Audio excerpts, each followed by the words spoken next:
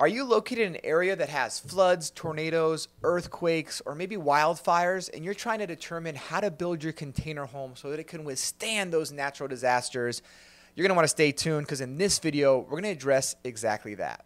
We've built container homes all across the U.S., and because of that, we've dealt with a lot of different locations and some of the challenges that those locations present.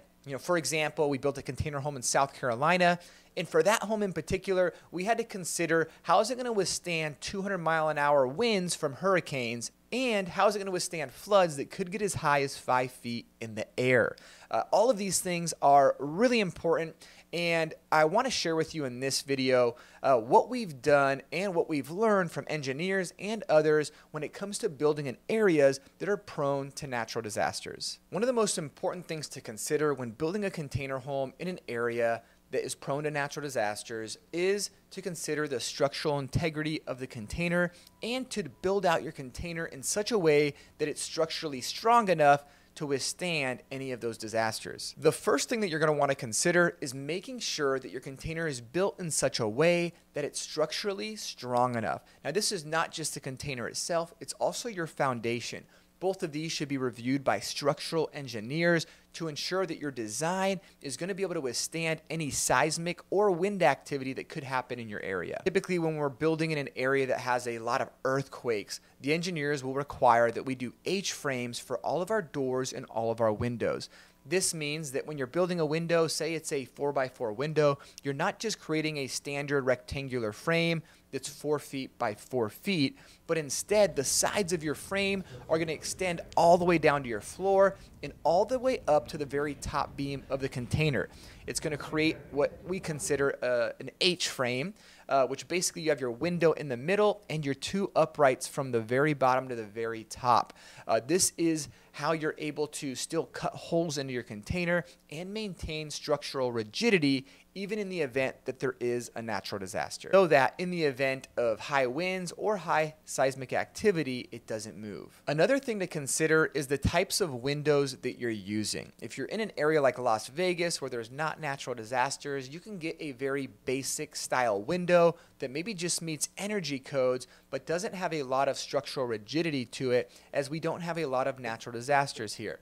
However, once you're in California and you're dealing with earthquakes, or you're in the South and you're dealing with hurricanes, especially if you're in locations like Florida, you're going to need to make sure that the windows that you're using have the proper glass. In all of these areas, typically for your doors and windows, you're going to need tempered glass.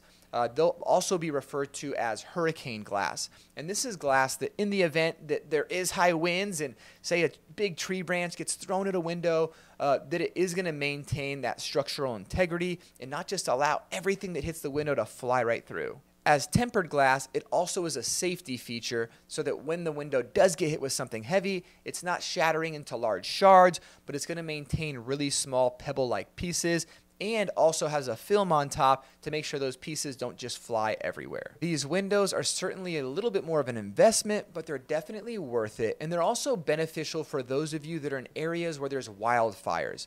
If that's the case, you want a home that is as fireproof as possible. This means having the right windows and doors selected that are going to be wildfire proof. Also, the container itself is naturally fire resistant, so that puts you in good shape. If you wanted your container to have additional strength against anything like a fire, you could paint the exterior of it with a product like a ceramic insulated paint. This is something that is not going to allow the heat to transfer to the inside of your unit, and it's also going to actually prevent the container itself from burning. This type of paint can be purchased from a company like Harcoat Coatings. A company that we use that's a subsidiary of them is Neptune Coatings here in Las Vegas, and they have a product that you can actually spray to the exterior of it. You can go out there with a torch and just torch your container and see very little damage actually take place. Now, the last thing to consider is floods. If you're in a flood zone or an area that has the potential of having floods, you're going to want to make sure that your container is elevated properly.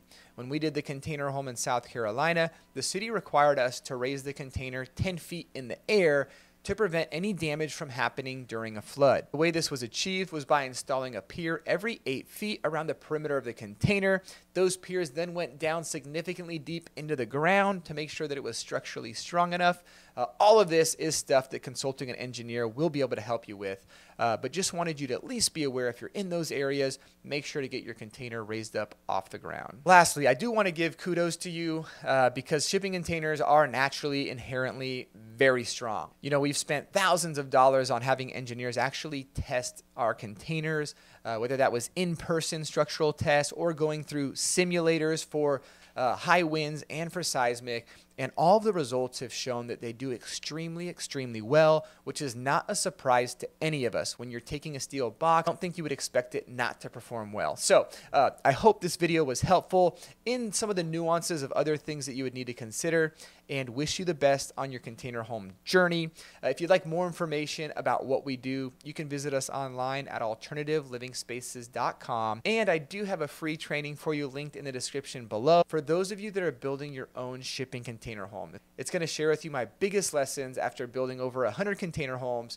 I hope you enjoy it, and I look forward to seeing you in the next video.